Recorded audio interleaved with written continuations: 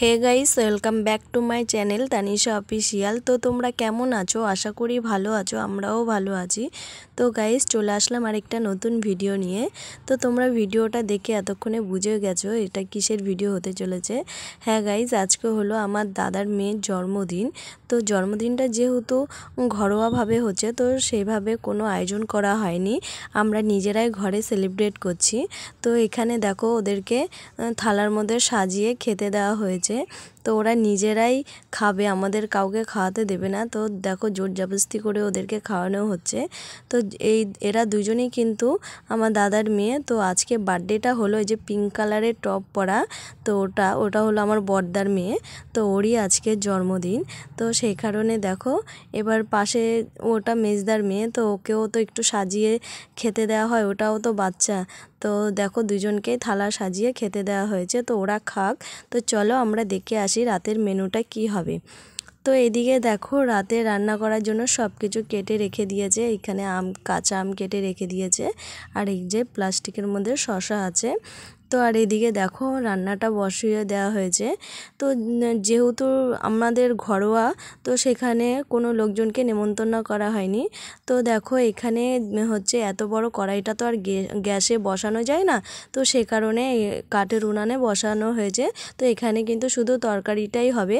তো আজ যেহেতু নিরামিষ, তো সে কারণে এই পনির রেসিপিটা হলো পনিরের তরকারি আর ফ্রায়েড রাইস, আর সঙ্গে থাকছে কাঁচা আমের চাটনি, পাঁপড় ভাজা, মিষ্টি, পায়েস। এগুলো সব কিছুই কিন্তু ঘরে গ্যাসে করা হয়েছে, এখানে শুধু তরকারিটাই করা হয়েছে।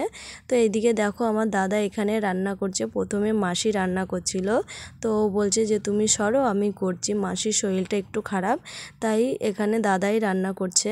তার এদিকে রান্নাবান্না শেষ করার পরে আমরা আসলাম একটুখানি ঘরটাকে ডেকোরেশন করতে। তো জন্মদিন হলে যদি বেলুন দিয়ে না সাজানো হয় তবে কিন্তু জন্মদিন বলে মনে হয় না। তাই আমরা ভাবলাম চলো ঘরটাকে একটুখানি আমাদের মতন করে ডেকোরেশন করে দিই।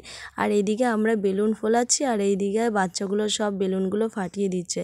আর এই যে দেখো আমার বোন, ও তো পুরোটাই ক্লান্ত হয়ে গেছে বেলুন ফোলাতে ফোলাতে, তো ওর লাস্টে শুয়েই পড়লো। তো আর এদিকে দেখো সব কিছু কমপ্লিট করার পরে এখানে এই যে কেকও চলে এসছে। তো এখন হবে কেক কাটা।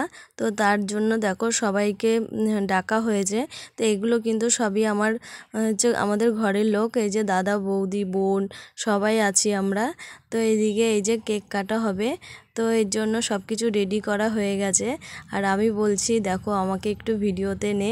আর গাইস, তোমরা কিন্তু একটু লাইটের প্রবলেম আছে, তো তোমরা কিন্তু ব্যাপারটাকে একটু ইগনোর করে যাও।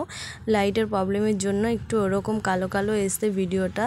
তো এখানে চলছে আশীর্বাদের পর্ব। তো এখন সবার প্রথমে যে ওর ঠাম্মি ওকে আশীর্বাদ করে নেবে। এই যে ওর ঠাম্মি ওকে আশীর্বাদ করে পায়েস খাইয়ে দিয়েছে।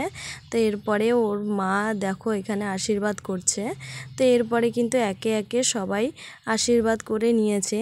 তো আশীর্বাদ করা হয়ে যাওয়ার পরে এখানে দেখো সব এই যে কেক খাচ্ছে, এ ওকে খাইয়ে দিচ্ছে। দেখো এই যে এটাও দাদার মেয়েটা দেখো কেক খাবে, ওই যে ওকে খাইয়ে দিচ্ছে।